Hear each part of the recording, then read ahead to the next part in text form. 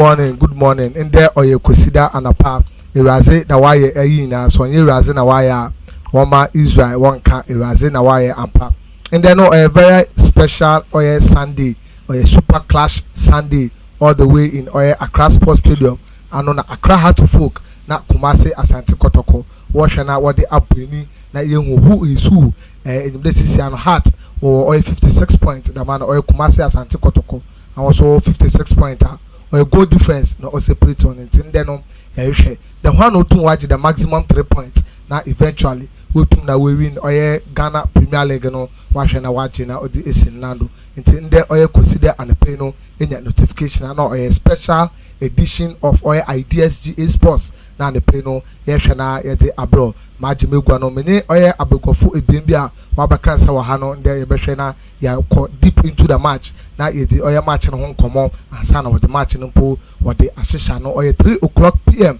na akensi no ohwena watugwa na amra betrego mbizinye Patrick Pakwesi Ekins aka MC Bono the man with the sports ideas na anepeno betrego ahoho oha mpemfu ekukudam we na no wabo oye heart na kotokoda wabo oye clash ya inde orkodo no obegine mu da wabo biye papa iti actually experience no ho a yebehwe na e room na edidi ho nkomo na bebe enim de ende referee Daniel Lai ano na ogine finfin na wotum na wahwe na bibiara akodo wo oye Accra Sports Stadium na bibiara na wakoye ekokotoko na fa coach Barreto ano na obegina touchlines no na chere watoto nyama so na ode ama Kumasi Asante Kotoko na coach Samuel Bodu no so obegina wo oye Heart of Folk na bibiara akoye na waye kama ma yesembre kwa ma yentwemben oye abogofo yengesta ofia no na yenhwe na yentwetwe nkomo oye Abeku Innocent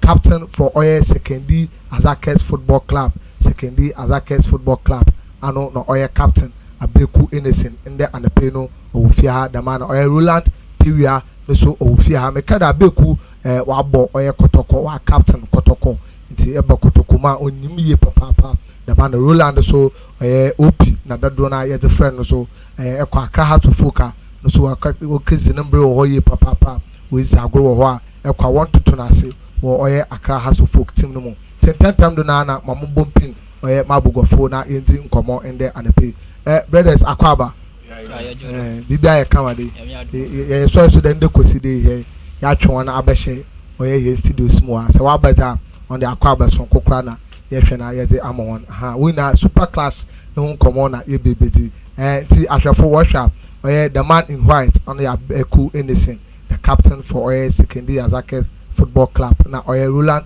Peria and also otana nchen with a black t-shirt nti mo otana no ho behwe na e room in tentam look yenti nkomo na numpe mama start wo Roland wodo na our abo Heart of Folk team no muda pressure wo Heart of the bia ya waka the big team na pressure wo do but is it true pressure wo Heart of Folk na other clubs no? Okay, for the commander was for this privilege because like on Tansi say enya akonya ma mpanyimfo awot down one day what from safro the anyone be di down for a big clash concerning Accra Heart of Folk and Kumasi Asante Kotoko, like a very big privilege, and at the same time too the better it's here for us. I want to also go Idea TV on Facebook and baby okay Americano or yeah because no has no Kotoko game or a game via Obotum will make our player no at the same time no Obotum why then but destroy you and at the same time too no has no Kotoko a game or a game or then or the food and especially no so such matches no or a supporters game. I will play and just concentrate. Then you go and do.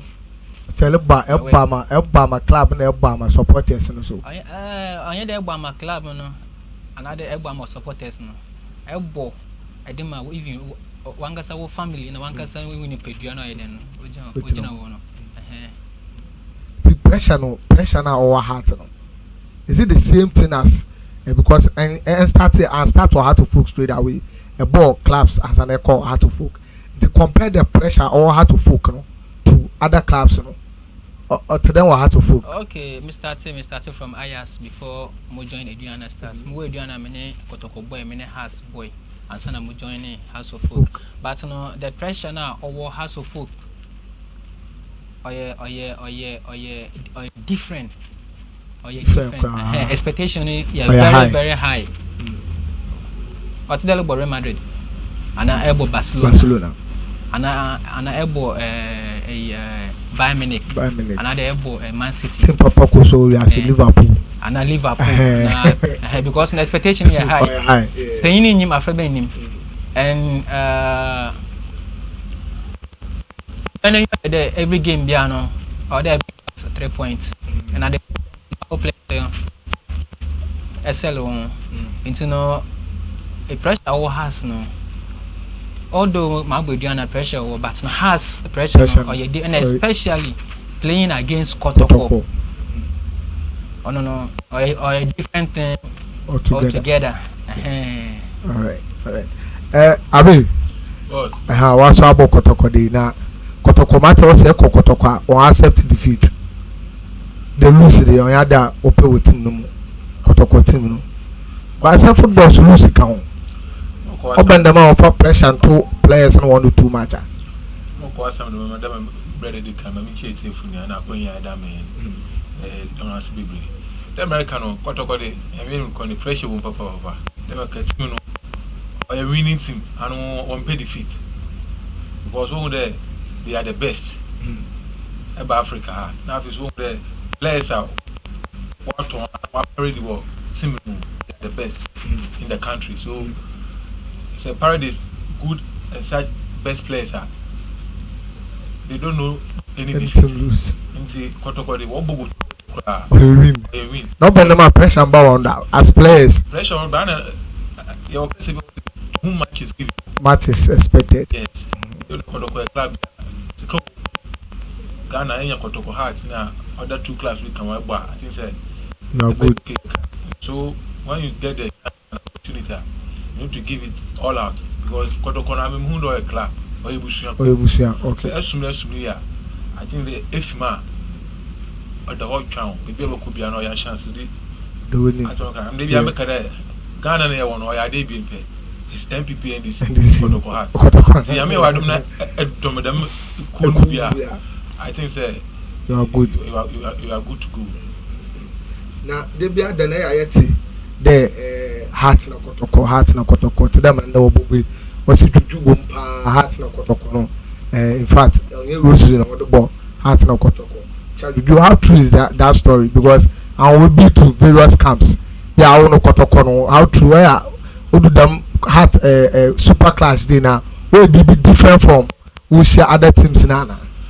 Okay, and the supporters aspect in there what the meaning, but as a player, man will be the man for me. You need to prepare yourself physically, mentally, and spiritually. And I'm okay, you guys know 2 things: physical and prepare physical. No, they think the spiritual aspect you are tackling it. And that gives you the spiritual is an above pay book so I know.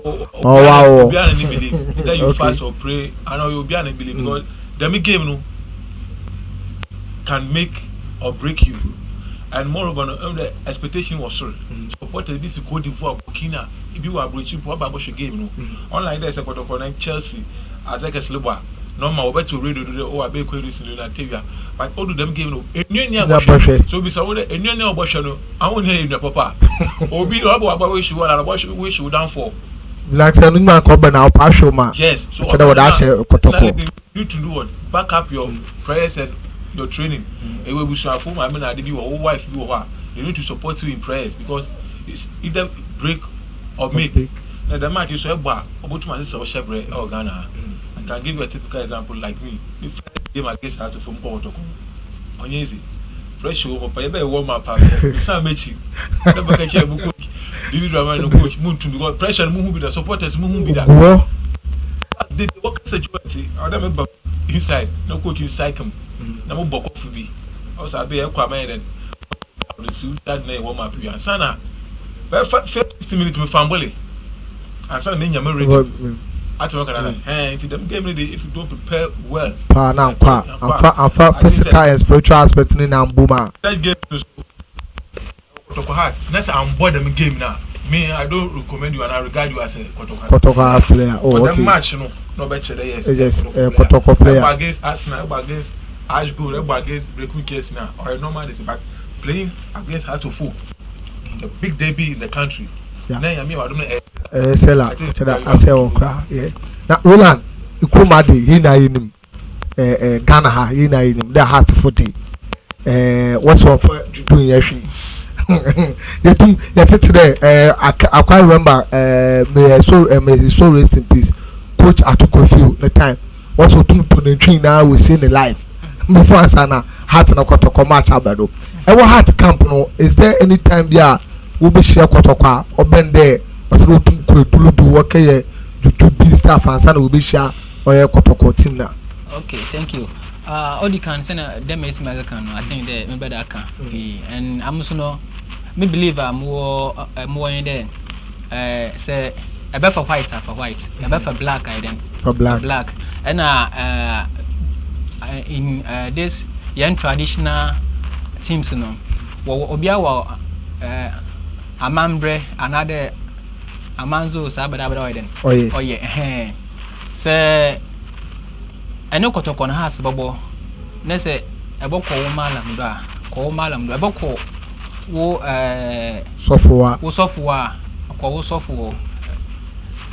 but to amede no me believe in there yame no eden oboa nia oboa no because two teams ni na no obotum akada won ina wokoya ada woko akoya but no ma o game no no there because no ayo mean task there how come the 22 go for 22 watches are the call on normal over 1,000 of people over stadium or just to watch one ball 22 people will chase over koto net team obi olban no nyua na honhom awle the elbow into set games no say yameya wado na say like any opportunity no to go and play to my believe no there say one pay na bobo another o malam won e bokwa you just pray for yourself to excel. Okay, because no team no go to win but no bia and shine because I don't see go and shine e put your back at there and shine because no has and Kotoko although supporters were then open win but at the same time no we watch individual performance also because no make there sometimes aya odu baby na Kumasi supporters Kumasi sports stadium supporters wo Kumasi wo permasem ye ya oya Kotoko fans but at the same time too no why there wo dwam na way be don ye gbon no but no in a funny way because no always no I want ask more can there sa akola we ono ko ye hwan a ye movement wa say movement no wo pitch no da na there different movement wo pitch no do now sometimes we some the abe extraordinary bi na me then because I think that 11 but how come the I'm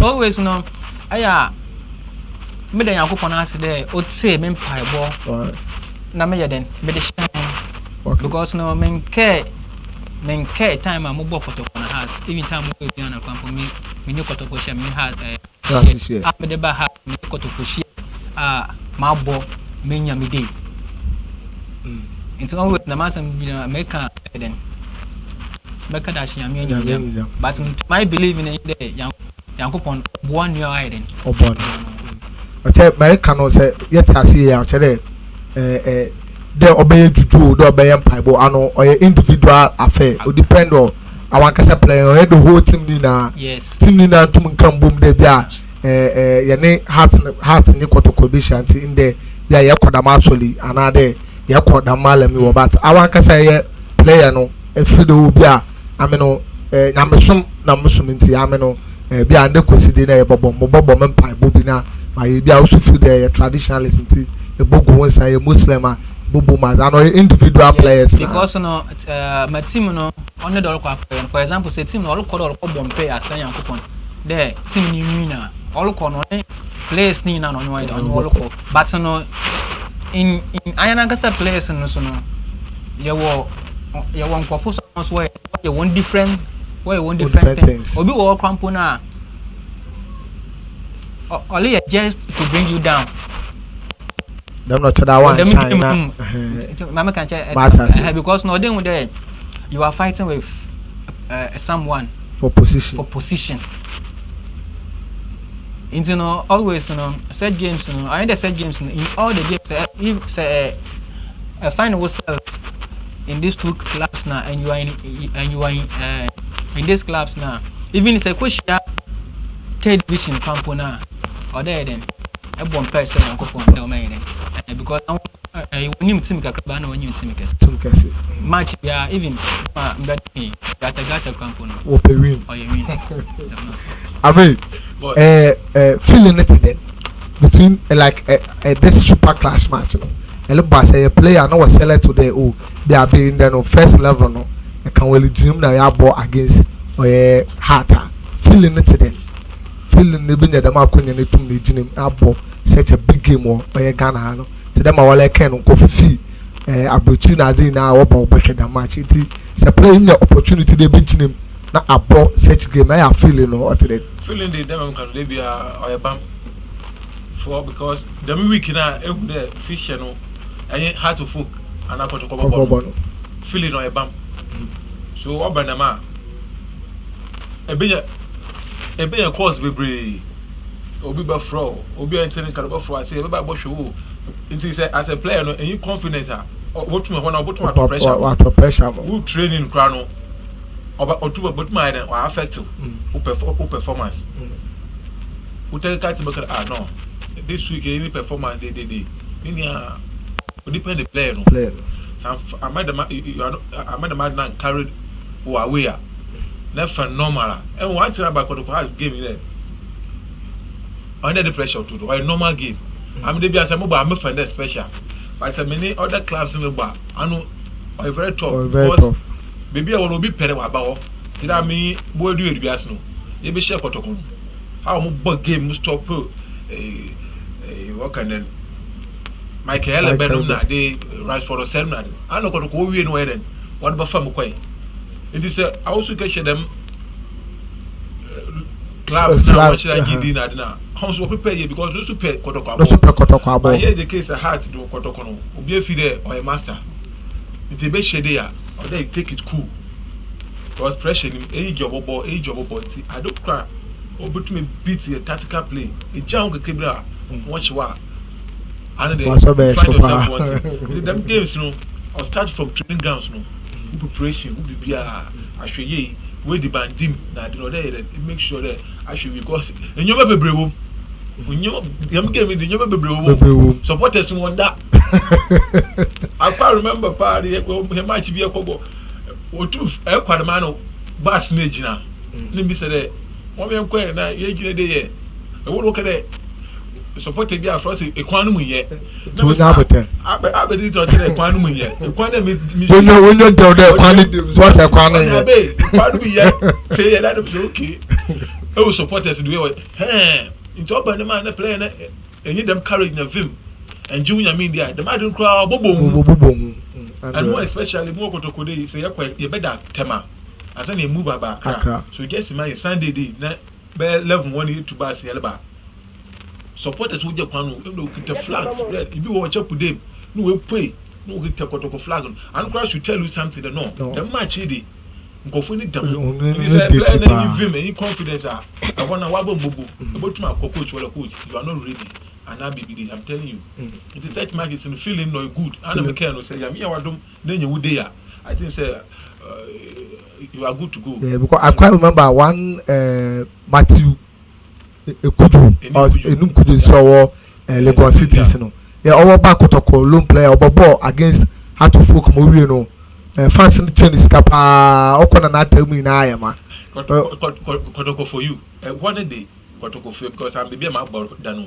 na mutum ka some because them me kotoko dey say supported the be okay and you bound so that When we share into on phone team no be a bad day another will be a bad result but individually no our performing no they will show you love if this one to be brave more kotoko will show love be brave into kotoko them can oye busua alusuma sumie player day a be a bad day but that doesn't make you a bad player at that time and who contribution towards the game towards the team no supporters no obuhu na wa share wa do kotoko the boss to be honest with you enye na gbara na aboni obobo we busuafo ni nice Roland Heart of Oak, is there any time there will be share kotoko penin bia ba catch on oh another aside kotoko ba will be shitting bia penin bia catch on oh we be hu nti our match no yen gym cause I tete they will match with what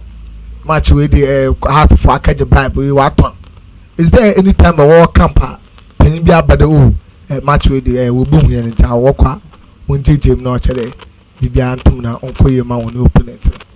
Okay, that's it. Yeah, this question here to be frank, Mabo has of folk for the past 3 myself has of folk for good 3 seasons. And then say na munhui there like obi wakoje bribe be there kotoko like ebia wager game no mama kotoko another obele kede has wager game no mama kotoko because no these two clubs no were enuanum ye but at the same time too no one year enuanum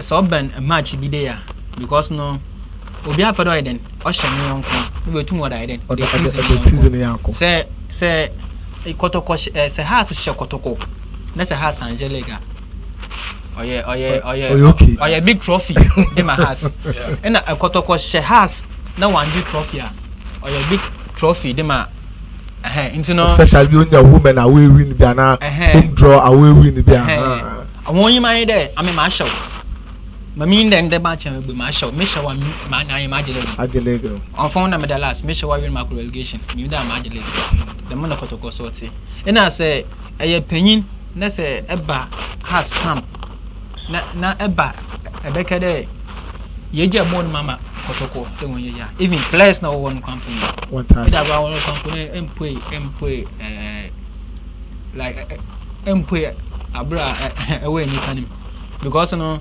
kotoko na has on eden on my players no eden into no with that kind of bribe and there yeje match on the me the mean to be that no especially kotokona has atmosphere a woman say a has players for call there bobo against kotokwa or that the one yami say on so now I'm not the kind one fair pressure on fine then because na me dey you know more has dey you know say any kotoko boy ya nyu be shia minim eda make there e bia ma commit na dey oye me DJ e mo menya DJ fufu different from all the games na me dey no e bono me DJ ye ko camp so a me yem anke time no pass so mo ja pitch no pomo wol bokra because I can me ko shia ni enemy another me ko shia like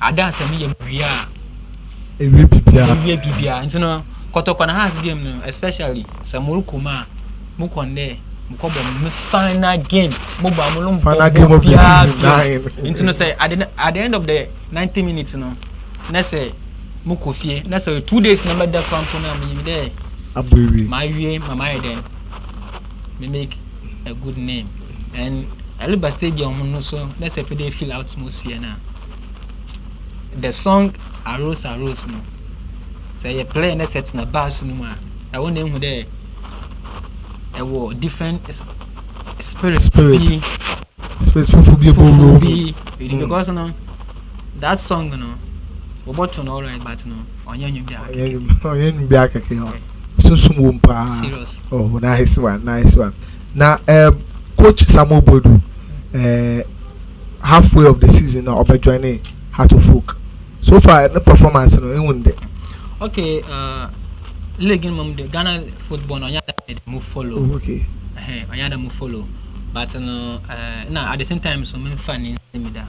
But no matter because no some American more congratulating very much because no they were transformed.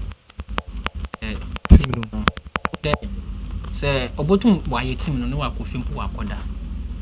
No you to be 3 points. Tell your confidence won't pardon and the Sunday Heart will win the match. For sure. O prediction, Mama Toronto. Montum my prediction.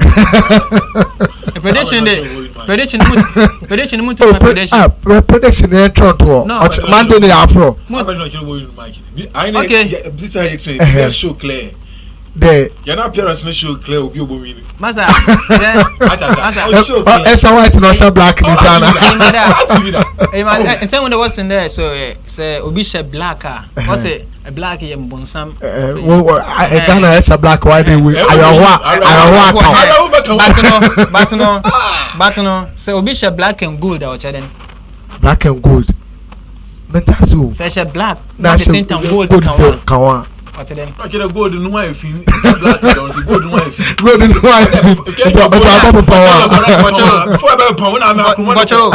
But mama ye. Wonder what's it?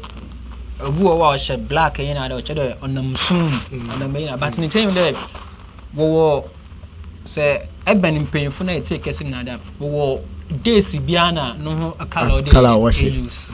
Mamma can chat. Chide bia eden chide bia enim tepe ekecha be could the blackness and don't cash it and the heart will win or just Atala let me see my own prediction open my own prediction I'm Toronto born or 1-0 against Kotoko 1-0 against Kotoko okay Abi some you don't disagree I never disagree. Actually, one game in one. I don't make a Kotoko Hearts game. One for ball. And Monday. I know here. But said this is two teams in our form. On paper, Hearts is ahead of Kotoko. I don't know. But in the same point, to difference of goals. Actually, ball is hard to folk. Now you show. Especially one games. But okay, Kotoko so advantage because. What's a class posted on your own home? Yes, I can't post it on your home. On no, can But when was the last time I had for Kotoko? Kotoko 3-1 Ghana at 60,006 at Casport Stadium. Returning match will Kumasi what the cap no go and one ball. One of the cap go and. But I want to make records. One of me was Ghana at 60. I will tell match and one ball. Match and one ball. Oh, David, ceremonial match. But one hosty. His Excellency, the President. I think that time no, John Mahama. John Mahama. Okay, Akufo-Addo 2017. But Mambi Sawasam Wahade. Presidential Cup. What won home and away? Presidential Cup. Mamim once. Ghana at 60. What kind of won once? Or you once? No, that way you won once. You're born 3-1. We know what's the. What for the essence? What's his Excellency?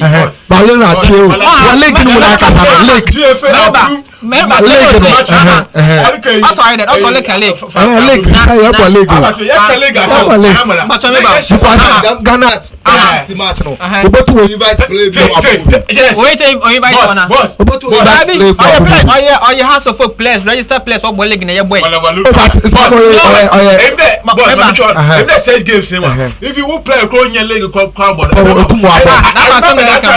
that time no league go so coaches needed to try other players. It's not needed. Motuma mentioned the players that they played for.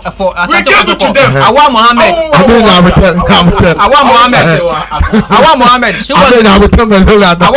She was. Awa Mohammed. He was the equalizer. Awa Mohammed. No, like, but a simple question. What was the last time had to folk? What's the last time protocol? When the Ghana Premier League? 2014. Wokumase. How many years? Accra Sports Stadium. The last first round of Ghana Premier League. Africa. Africa. Yes, no.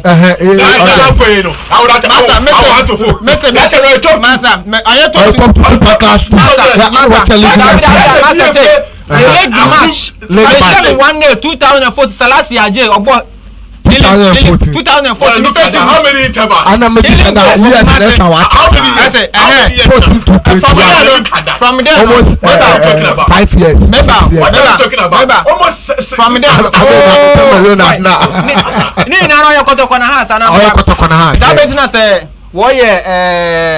Like what check a statistics of Kotoko has now. What the a Confederation Cup has now. Oh, I'm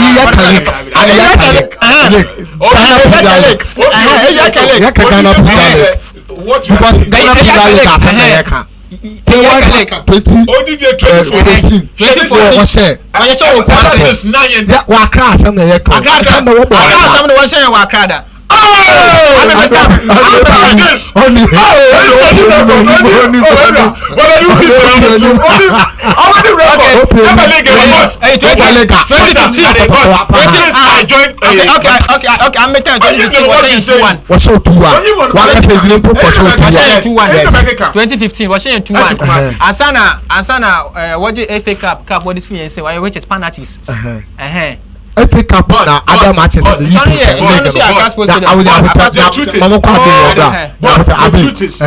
the first tension matches Lake, yeah. And Obianim Wagana there had to folk. They have good records in Kumasi. Yeah. And Kotoko have good records in Accra. And in your question or essay, when was the last time Accra?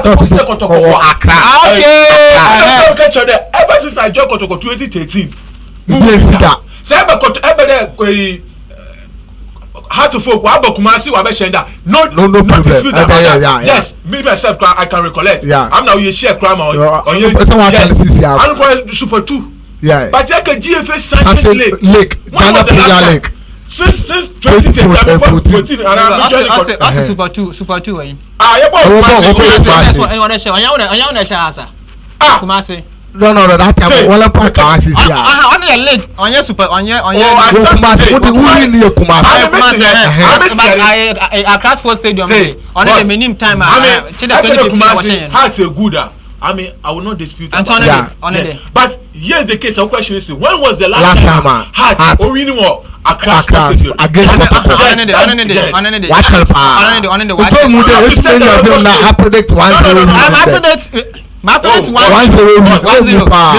because you know. Couple me expect to be a back or a drop. No. To his opinion. What you can make Kotoko 5? This game, you know, or a goal different, and the goal will go. It's a player as the Heart. In then will break them record. We'll break them record. Then against Kotoko will break them in there. What? I be prediction. Americano. Predict.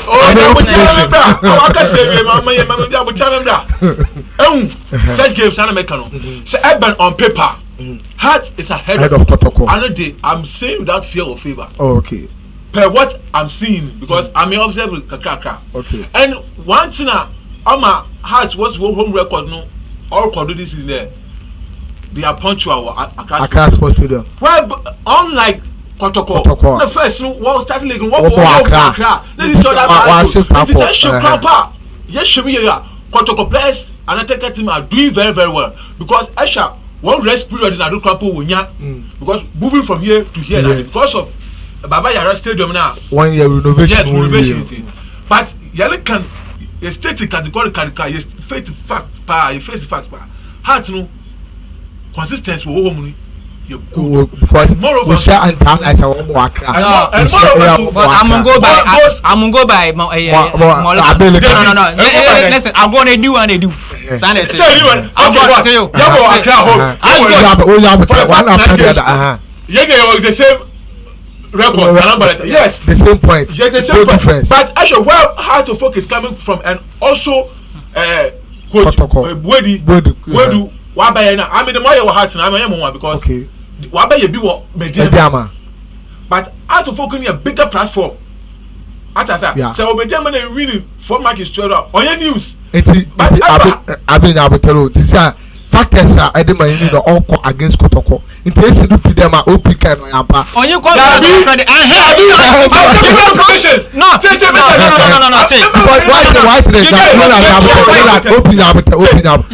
Why to this is an element? Loses are okay. I will get the home performance were consistent. And I remember unfortunately there. Fine. Has spoken I can't what say the man either walk home. But here's the case, protocol because of renovation or Kolokumas no when the Akaya home. Yes, I want to know something to ask. I said games one for form, I'm a minka dada.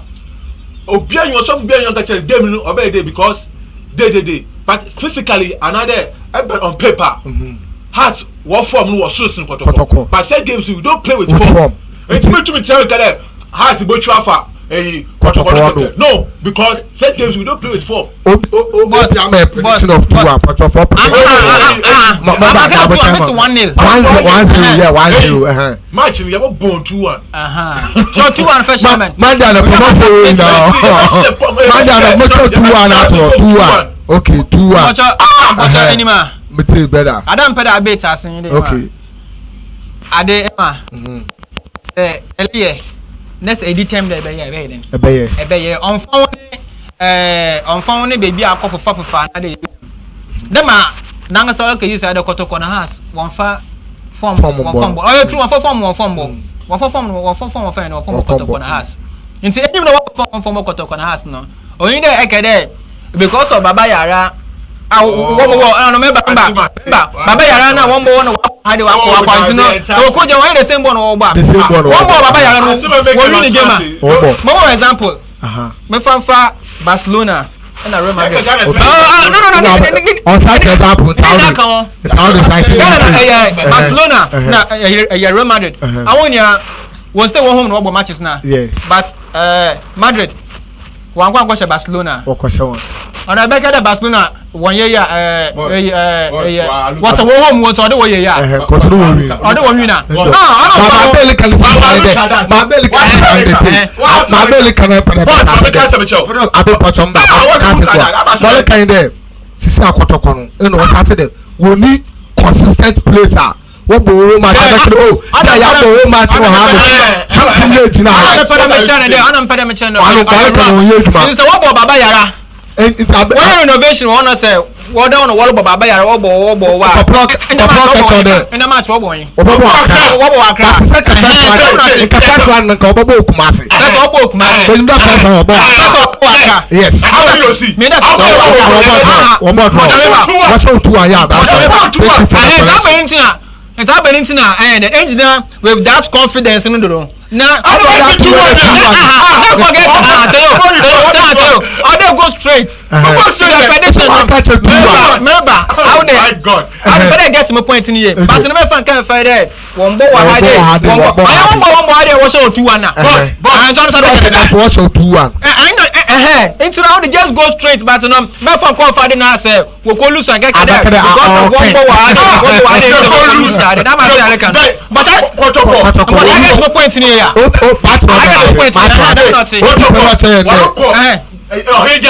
as we go lose. I know the records are broken. What's in the record? Records are there to broken. No, we saw prediction. Let me say okay. I will say we win 1-0. I mean make there. How to folk. One home records this season also. One performance also. Because I bet. Yeah, but tell on paper Heart. What form was so. but na make the quarter of football why are the power point or yes irrespective quarter be obobiano point why but I'm recommendation make them quarter players say why are they take it why are they power because we change home na dem pa and I'm also for matters na I'm also matters because no me ma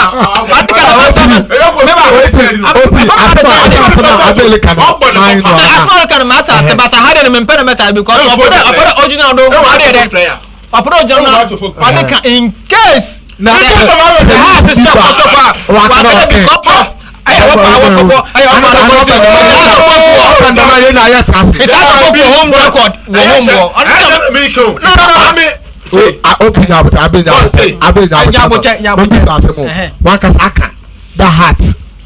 home record this season or very good.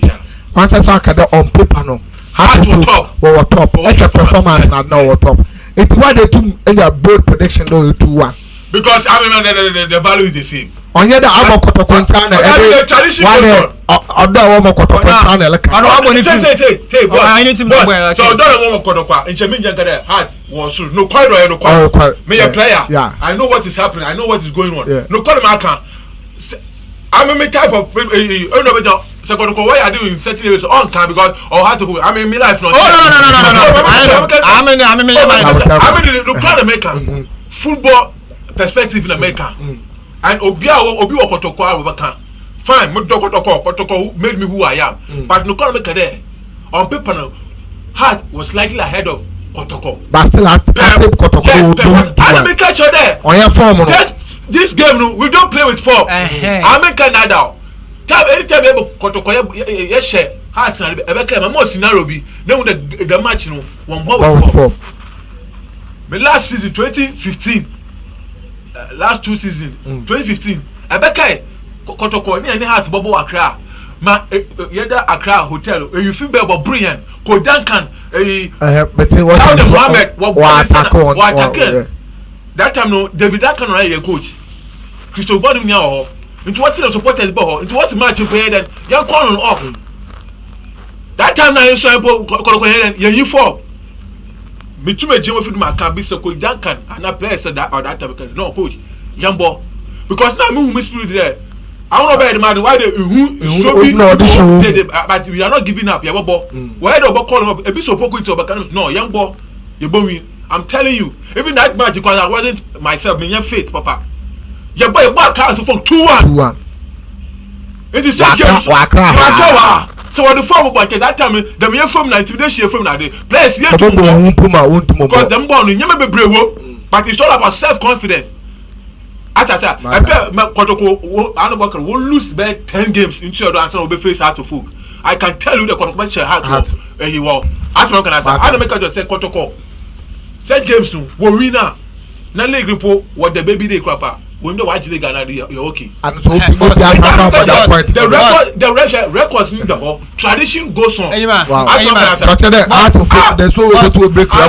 telling you my chipping was more na mun put in the right way concerning the point now on making them put there me then me change them points no on the right point or don't make them because any man as he was saying right now there hotel you feel by then I want when you there about attack one just to frustrate them because of the game no. But no with that kind of frustration no or there then still too much house of folk one in a two now some no can make a maintenance no find there matches now look one change number about your stadium for no see your frustration and turn all catch on let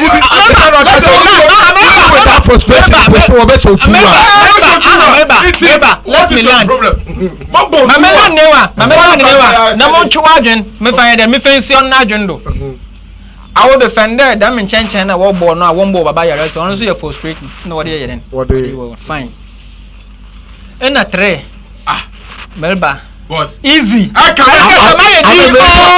you see a venue of obi no choose me na there why they support supporters okay bibi now JFS watch yaso when na ko she kaso na yelbo another player recently emergency recent be there was some boy kasuko man what's matter that what supporters but me frustration because emergency was top for after that supporters why that one GD but here is the case of venue no kotoko yelbo I know you choose club what you say obobo home Accra what show no mbo no so what is the frustration in this I know they decide obobo on frustration but our attack one frustration in that emergency na kawai ya level I don't able to just straight team na what are you talking about asema American wa the better American etimasi no sort on dey but as but on me na dey otasi because anima akacha amatasi dem intim better dey o ye di note as American dem o start no o say one e be shia ma wifu ye den o attack one when you know you from attack one there we cause harm and they just to frustrate them but no with that frustrating the people why then boss oh I guess I'm here na you from ben what we both frustrating no me person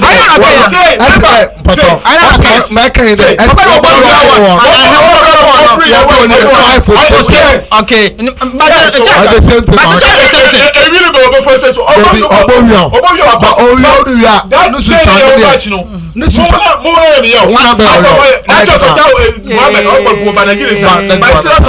but out of this frustration we managed to beat 2-1 yes stadium movement all person me di mo kese you know so wo be wo bowie o so wo yo den o why then wenku into how dey you find there why you frustrate na namboa at the same time work on why then you winning when you okay one and a two ancha me that wo bro wa share 2-1 and a two sisi I don't know as in there one home grounds which is the Baba Yara Stadium Obiom into no we choose venues where then what game no but with that venues no you guys are doing what doing a very good work yeah for that one day I mean Kotoko your team like you know if like Kotoko your team I mean Bobo has support has but you know say if obviously you not so then you have to give the person them not say into no say we choose venue that they are playing there the team is proving improving they are getting results they are on top with the same points just beating good difference the man na mo chi abe na adwin di jiado ni there Kotoko na has them ayan agase ten elke no one for form do frustration of soil frustration man na mo chi na adwin the amen me prediction because of us of folk what home advantage like one can no one can say me attach Accra Sports Stadium one and point wa home I know home for that one there I know there for that one there I know the second house and Kotoko I know the Accra House of Folk is best in Kumasi and Kotoko is best in Accra and I'm also know me kind of based on a performance on this season may predict 1-0 if addition na me then may predict na me nkede because of House of Folk where consistent for Accra Sports Stadium at the same time too no what get at the point that they have to get you know at all costs you know or there with that performance you know House of Folk because now I know the House of Folk na Kotoko one more with form but you know House of Folk will win by 1 but my brother make oh yeah there asamna ole gada Kotoko bo win 2-1 no on go straight Kotoko bo win 2-1 but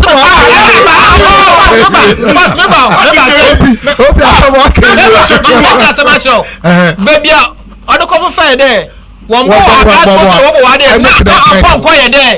what asa Kotoko na the matter podos obesi na ochino fede you frustrate one we make wade there House of Folk this season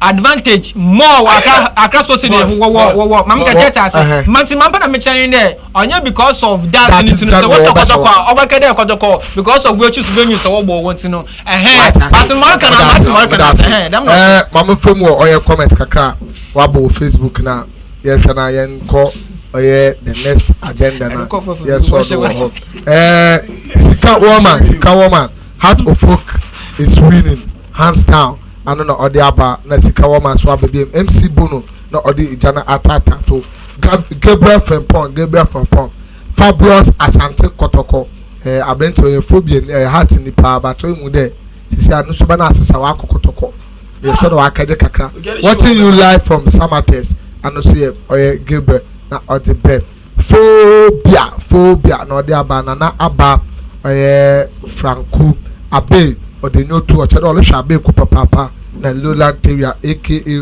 OP or the Jano or the Afam Udin Kama MD Rocky and also or your Kotoko win in the Abu Isaac Heart 2 Kotoko 0 and also Obia or the Abba Magic George also Belle player Magic phobia young money and also ordinance no dey or the abotto no Roland Kobna Morrison also Fabu no or the love no so or the atoto na Bashiru no so or the Fabu no or the apedonti no more aye dey on Facebook or ye papa so for comment na suggestion in ano na Fabra finally on the match no na Miriam ne Abe akin oye sekindi Azakis nkomo kakra na saka ne ade beji nkomo ne na abi Abe mam din kan wo do afi leg no e hwa hwan no refa leg na yes between San or so obvious there Heart and Kotoko mu kura na obaji do you believe say in the match no outcome of the match no oba affect obi obaji leg na sure and the more confidence what boy you outcome matches I think 31 what we are what about 5 matches 4 3 yeah okay 18 teams I think that the outcome of this game nobody tell me will be Obaji because I don't guess both sides will probably get leg now this is can't afford to drop points so I draw there I think the race is still on either Kotoko Heart will win I think the for so many years no them points against such clubs Osiache yeah I'm a leg no so I and especially beauty no yeah one adekuswa me win there this particular super clash hype na koso pa mama ikuma ayete because density na ba because Heart watch me 10.8 point na koto watch me there na konye dem onye the but it's table board into the game nobody determined the game our bone win there or a tactical win I don't make for I bet you why did right or field of play no need the win and that's both sides now pure good quality players yeah I can say Fabio Kama good quality players but I tell you be on both sides no how many players will test them a classic that and we share first leg no because of COVID now when this now that supporters are even with the vim and the courage of some players they are performing I don't know when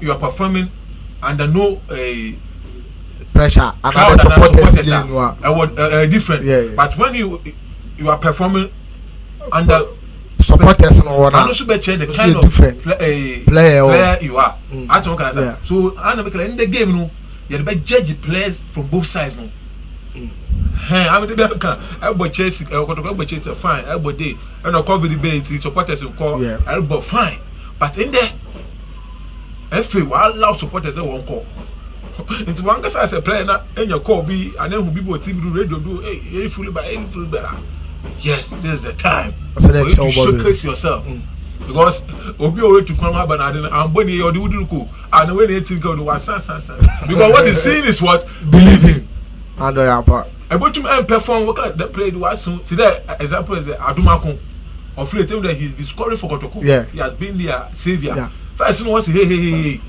as my god them give me but me play they play and I play bishop what's there Fabio Gama na a Salif Ibrahim Salifu obi am dey but them game one perform there master what did me before we can to pressure we shamba from na what yes it was said game still dey make Canada mama another one some trying to see say I come atafo in ayata there Kotoko is taking the league Kotoko if they win this game I will bet you leg no. Oh, okay, so one leg actually depend on this win. Yes, both sides. Now what about draw? What about draw? Draw can happen. What about draw? They are still in the what about draw? Draw not a leg no musu higher there. Because about call to the last day. What about draw? Na action I check their last 3 games. One. It is unfortunately say what about draw? Na Kotoko last games na say one relegated side B papa. Let's say them team no when you draw what to game no was survivor and when you win was stay league or they will no consequence or a dangerous part. So the outcome of this game will be determined. Opi had to folk I think they're from 2009 be now to folk one the league. Yeah, I feel you on Afi. sure No be catch them there Echo Europa in timeline will break one record Echo Spain Atletico Madrid so we to break record at the league it afuwe so no hard to folk and also break record at the league. I'm confident to that to folk at the league. Yeah, more confidence. Odi can mefa which is Iron Time which is 2017 Iron Time in last season on the league in the time we have every right to take the league. Now league so obey between them Oasis between Ayana Kotoko which is Kumasi Sports Stadium. Now, you lead by 1 goal. Waka 5 minutes. Why end the game? You know. Now, what you foul against him? Them ball come for ball. Me back again. Oh, so what's the story of foul? Now, what they equalize? Until at the same time to know. Now you home so you need Diana. Because no that too much is just say you win Kotoko no mukole see you win Diana no mukula. Ya league.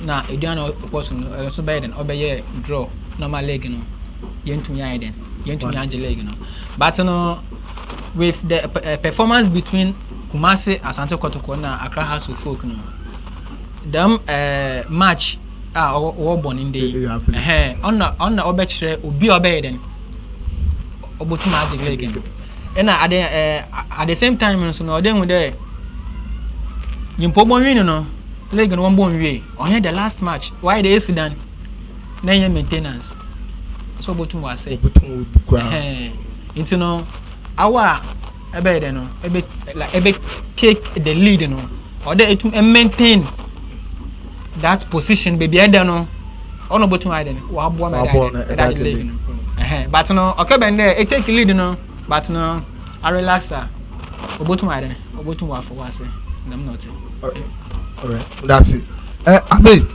yen fam was akes kakra yen fam was akes kakra I want captain here yen account dey yard maybe so azakes abed no kodo azakes camp I guess here bro mami operation premier yesterday one launch operation premier man no ye ni je okroma pa ina etejia but all of a sudden why the nyama jegu kakra what is abed no kodo one camp I think say them can no if baby bia that the this we don't the man dey see them here and me the reason why today na more ko bia more kwe I hope that them can no the operation premier yeah I know before the day we can yeah they no back but a lot of effort and our work needs to be done and our measure needs to be put in place asana them go tell the operation premier no babado I think we started well.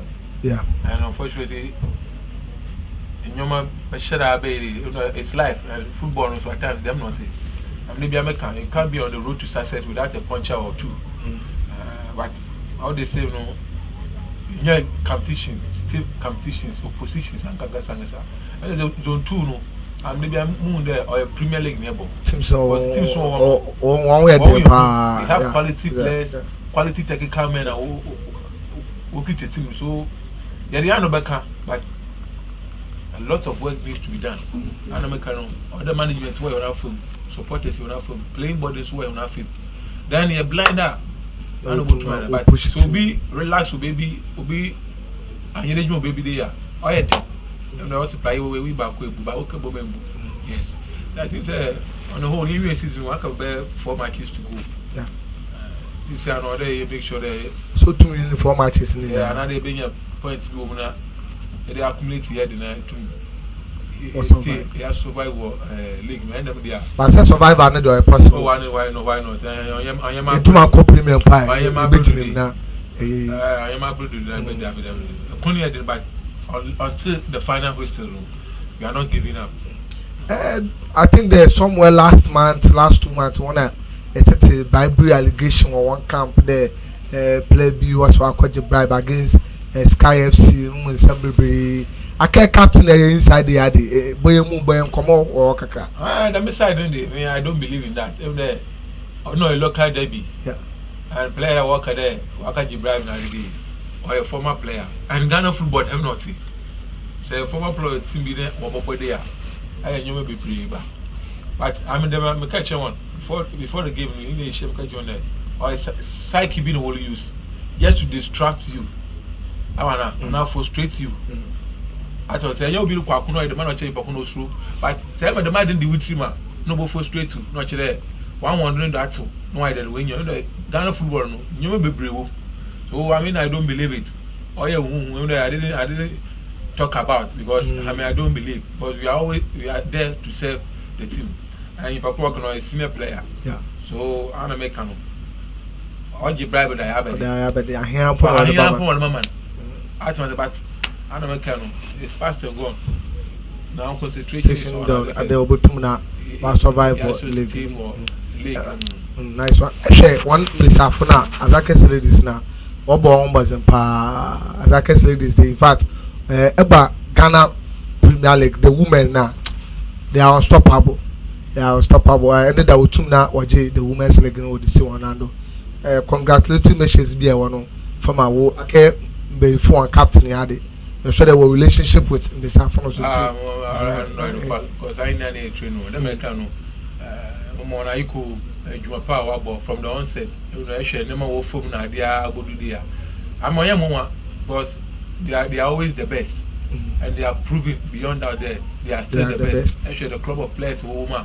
the likes of my lord Evelyn Bedu Doris Bedu and African they are determined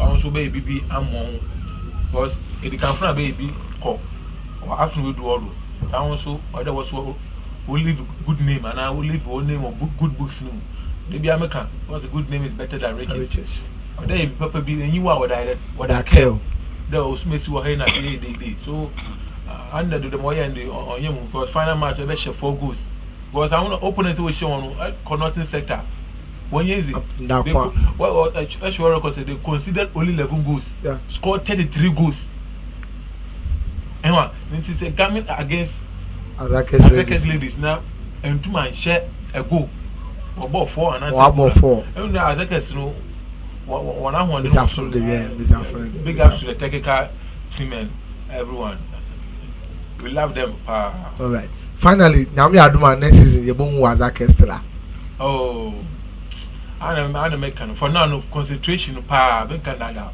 this is the mentikasa we focus be our Azakes because maybe I didn't hear Emma see a shift to one attention there David I don't make sure that the team that survive now yes what na division 1 no akere there abeku bed oba captain here na abeku do dey or record you why say Erebe Queen no na dey oba na when Azakes score first division the man didn't wo atmo and more when Erebe Queen a big name yeah Emma and obi aka say Erebe Queen but we play by 13 obo but I'm not working yes here's the case abeku a household name abeku Enusim so a captain yes so I see the Damodumo and I hope that the good Lord I'm serving will never disappoint and you can't be on the road to success without a punch or two other for human when they boom ya meaning you person boom that pa ya me then because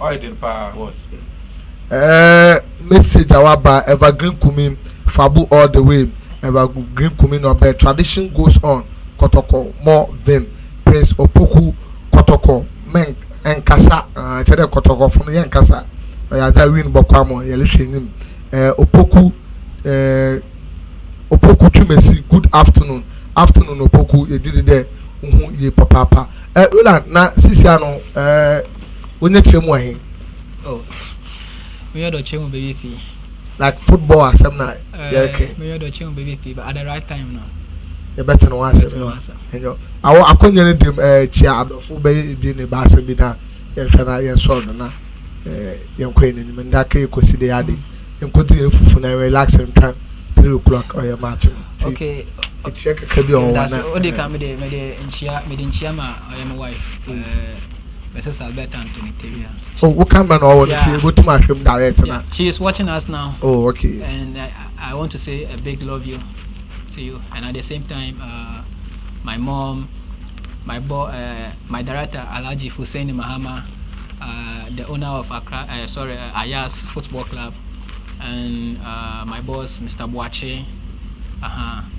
And ma kaza me coach me senior man Musa no then on them na koba oye doji a do na we fan when you fan Salemo na oye me fans fu na my yankufu nyina oye then na obi biara oye then odem paibo odeta yen echi wo yen anamontin that's say down echi awon na yameso Anthony Stens go na Uncle Babs awo ifekuma I went kind of VIP okay all right abi chadofo ba san na bi na ye twena ye so do na today the food magazine na face I don't follow the words I don't follow so na ko bi na jobi ona no so akeke let me chairman of na more especially secondly as I supporters me and then as I say wa kono because of car issues between me and co. So, when I'm going to my wish the boys all the very best of luck. Mommy on at least a principal go to my body and points for leg long. Take a cat me and said, what to you mean that you might I could have so mother I just see this so make sure you made one I see here. Like I say from my chair. Don't a boy or mount to there, JBP or there. And make a protocol supporters no. One come up to him. The fabulous boys, Sante Kotoko, who are paying back, the fabulous boys. Master, never quite 2 4 to 2 or 2 also. I best our camper. Not a witch one pibuma. A strawberry. It's okay. No, if you had a woman, you it's okay. My boss is what Kotoko. Look at Master, walk him. Can't be Pia Bata. Kotoko. I took a person and oh, Monday, I bet Yanka. Monday, I'm maybe one from Monday, I bet Yanka. I am, yes, I can know. Okay. I am. Open wash on one. I guess you to have a degree. One put on chan put on ye. So, Kessa, oh, yes. Watch me. 1 minute. 1 minute. Me, Minchia, Accra folk chapter 13 for Western Regional D. Okay. Which I win Mr. Boabin, Alhaji, Chephobia, Daiwo, Obami, I win a Michelle and at the same time, too, we wish Accra folk the titan or the best of today's game. And I wish them the maximum 3 points. Coach Samuel Bodus in there on Fakotokofun Yasem. Now, no 3 points in an onion was it. So, a football. Also, on Nikotokofun Yasem, 3 points no onion was it in the Kianakino. And he's saying the right thing because he's going to play a football, not to fight with. Oh, and moment. Abe, once so far, 30 seconds here now. Then conclude na pain. Boss, you want small time. I'm program for me feel obey bro fool. You can mention lyrics you I don't feel there. I don't feel there. Me feel there. Boss, I want to question man. Yeah, go up there. Oh, it's different. You can't come with it. But I can open once and then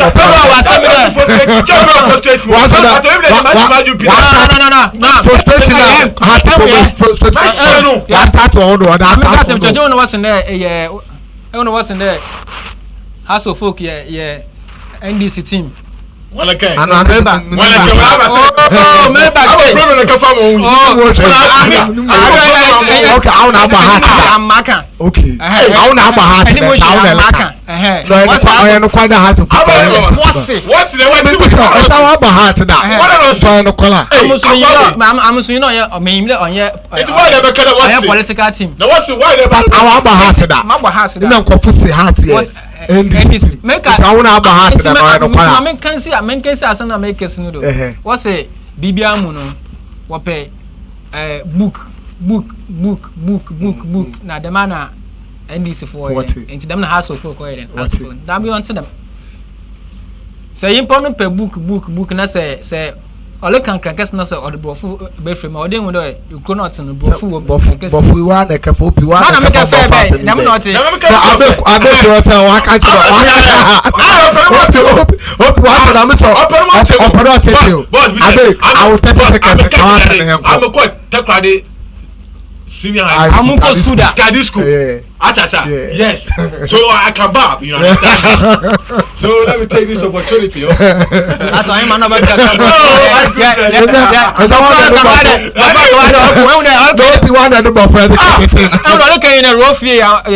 like in a rough way I must say a formula why there a comment now make it there kotoko obo home where but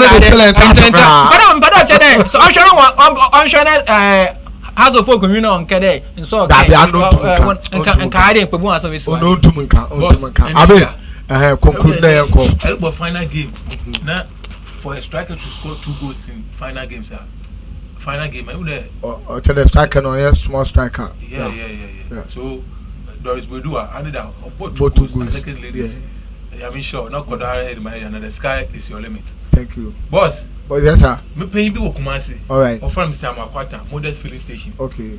Ukoko do kona no so mas no pa. Na Chairman P your boss a good dealer. Na Mr. Ofuso Asare. Na you can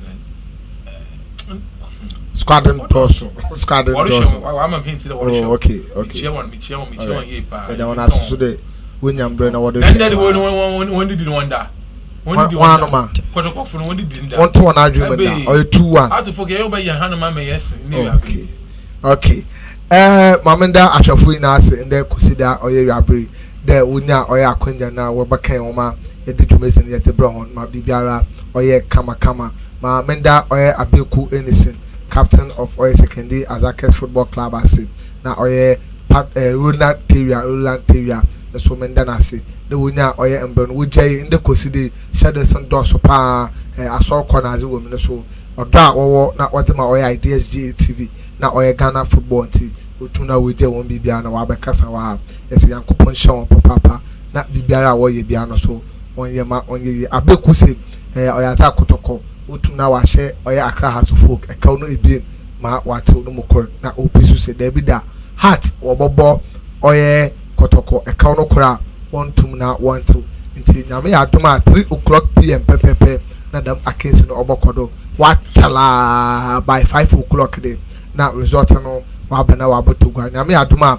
ochina jode shen wa ha Monday Udumezi exactly 8:30 na ya for sports update ni na no ya hwana no from bro within the Patrick Pakwesi Akins aka MC Bono na ma with the sports ideas na and the pay no bitin go ma the special or your edition of IDSG Sports Super Clash and Yeshena yet the Bruno. Do unto others as you want them to do unto you. To obey is better than sacrifice. The repetition of abhorrment engage a stranger into a laughter. Yeti na yeti BM no na oma ho ho so. Many we say and then consider the player. Mahakram.